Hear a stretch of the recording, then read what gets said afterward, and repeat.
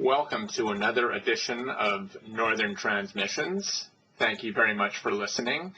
I recently had the chance to sit down and chat with Matt from Sleepy Sun just a couple of minutes after the band stepped off stage after their show in Vancouver, BC.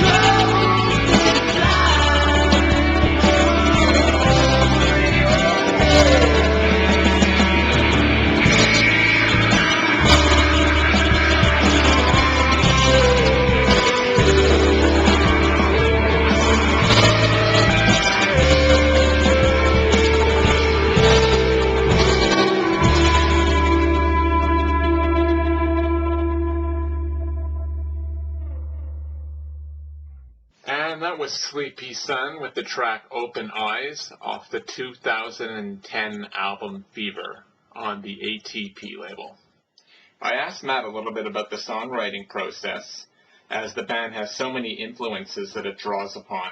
Everyone is a writer to some degree, and one person will bring a melody to the table, and that can be the launch pad for a song. It's rare that an individual will come to the table with a fully written song. And when that happens, it's never as it's presented. It's always broken down into various parts. Something will be changed, it'll be rearranged. So it's a fairly democratic process, and that can lead to a lot of arguments and harsh and vulgar words. But at the end of the day, we end up recording the songs that we agree upon and are willing to kind of represent us in a way, what have you. But yeah, it's a democratic thing. Nobody has any precedence in the songs say or what have you. So. Next, we discussed a little bit how the band has developed from its early stages, where it was more of a bluesy, garagey type band, into more of a bit more of an eclectic, expansive sound, and what's pushed them in that direction. You know, there definitely wasn't a conscious push into any sort of direction. And as I said earlier, all of us are writers to some degree in the band, and so I'd say that kind of that scattered feeling of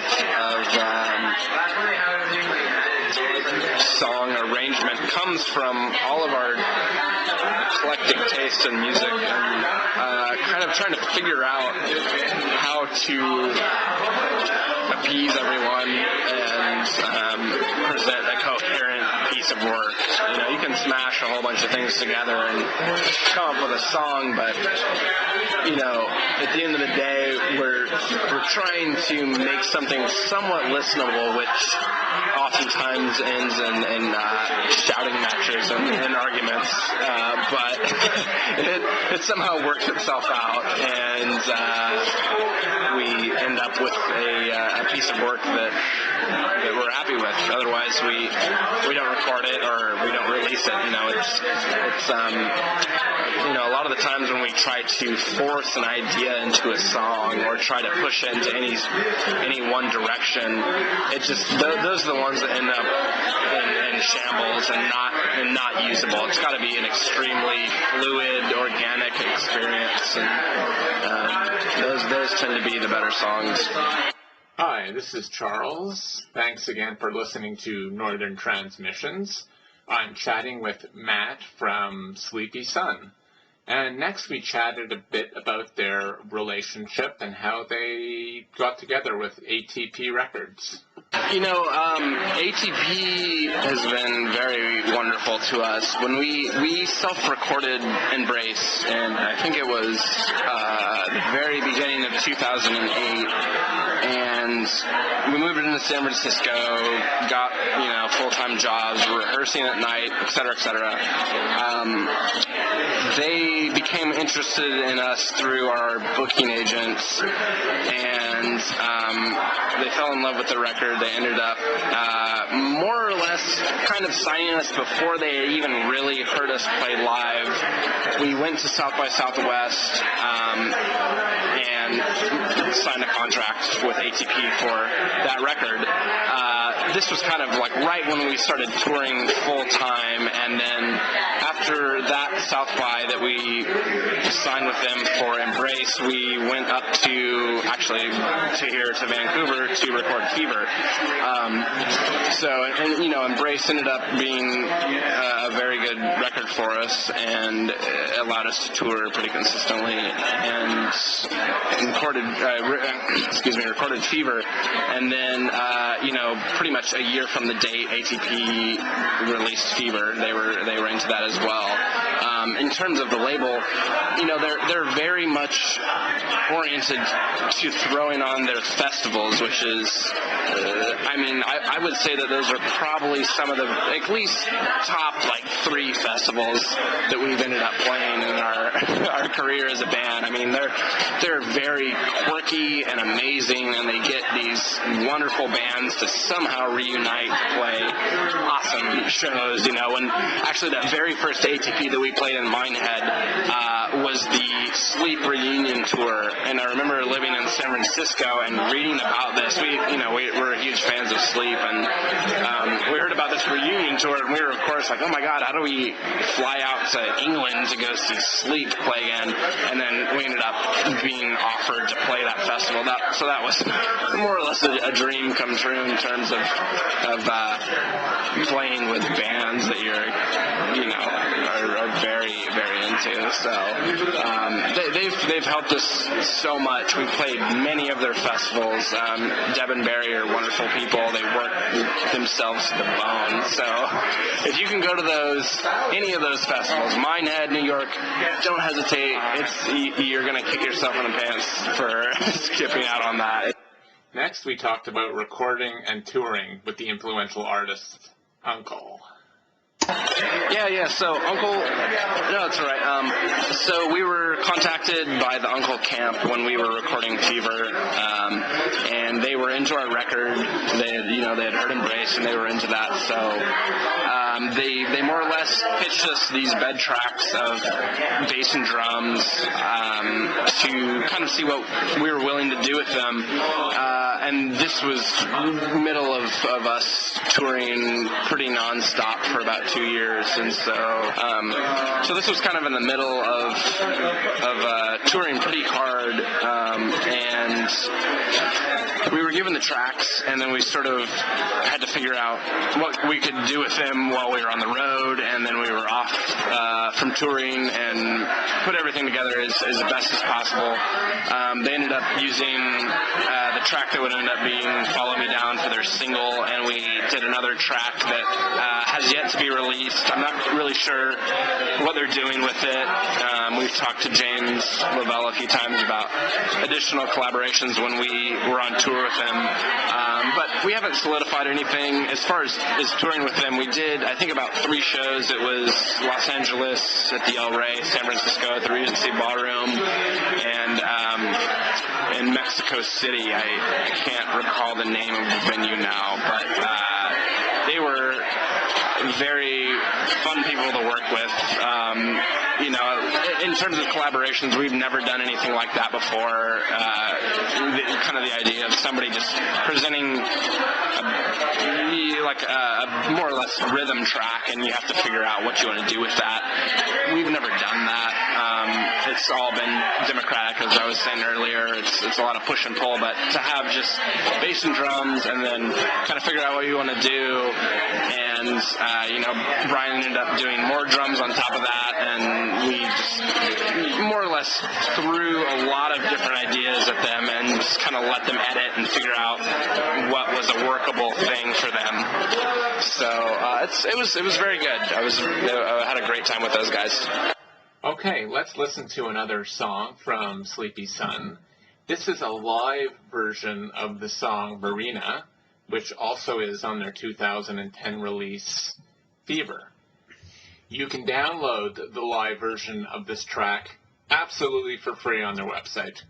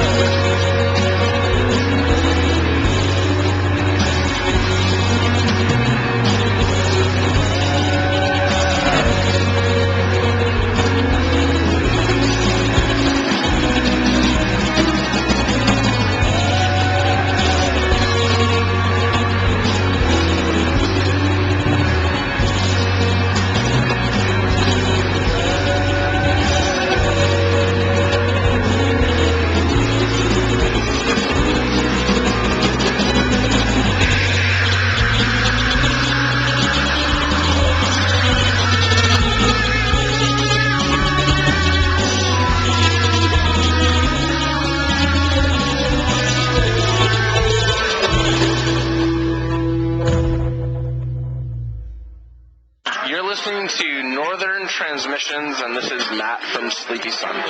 Being as this podcast originates from Vancouver, Canada, we discussed a little about recording with Colin Stewart in Vancouver, as well as their cover of the Guess Who's No Sugar Tonight. I'd become a fan of the Guess Who a few years back, and I was saying that everyone grows up hearing American Woman and the Lenny Kravitz version, blah, blah, blah.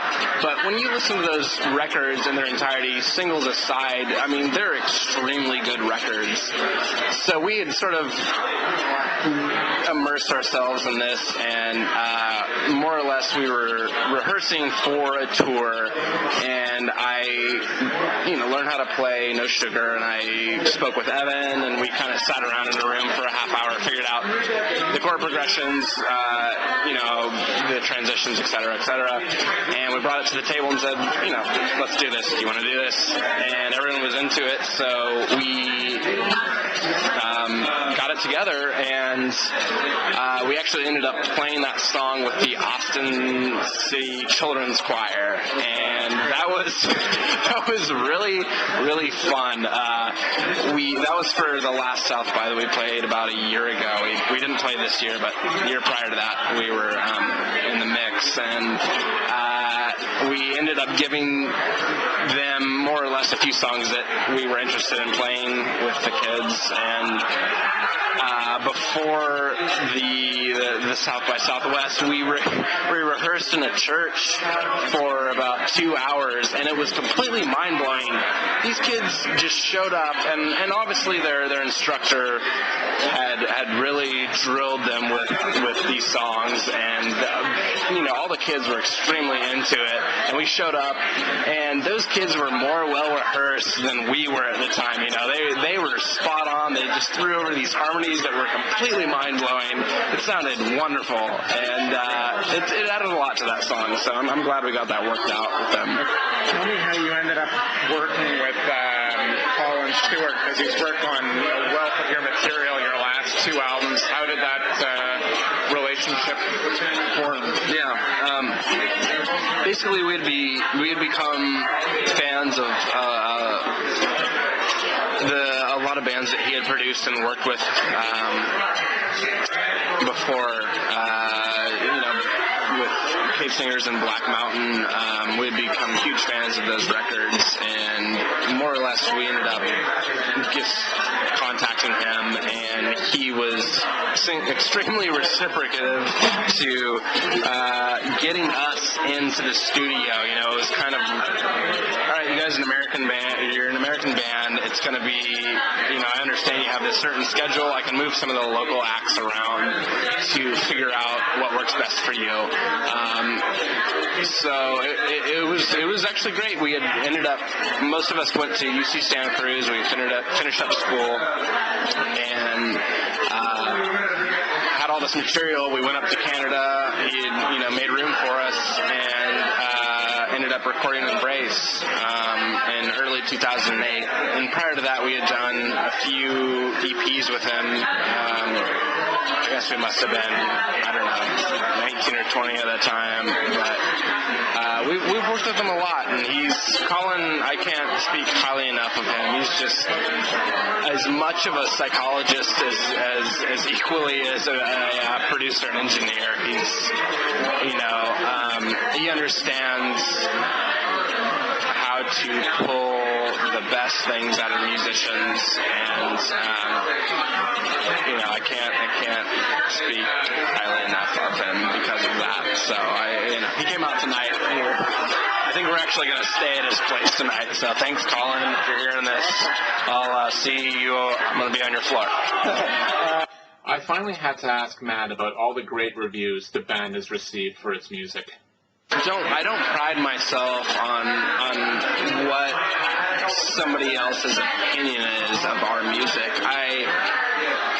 At the end of the day, we're going to basically record the songs that we're comfortable with recording, and after that, they end up making more of a development So the records are kind of a snapshot into how the song has progressed up until that point, and then when we play them live, they usually end up a little bit different, or they have a different feel or rhythm, or different leads or melodies or what have you. But I don't see there being any sense in trying to appease some crowd or group of people, and we've been very fortunate with a lot of the European press has seemed to be very reciprocative. They've enjoyed our records a lot, so that's great. But ultimately, it doesn't really matter because we're going to release records that we like. I'm not trying to make. I guess this sounds a little bit self-centered or what have you, but I'm not going to. I basically just want to write music for myself, and it's an outlet to express things that are a little bit more complicated than I'm capable of expressing myself, and playing with the rest of the band is an outlet for that.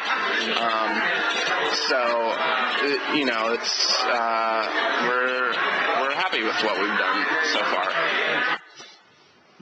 Thank you again for listening to Northern Transmissions, featuring guitarist Matt from Sleepy Sun. Thank you to Andy Kallstrom, producer extraordinaire. And we're going to close out the show with a track off the band's 2009 release on ATP Records called New Age, off the album Embrace.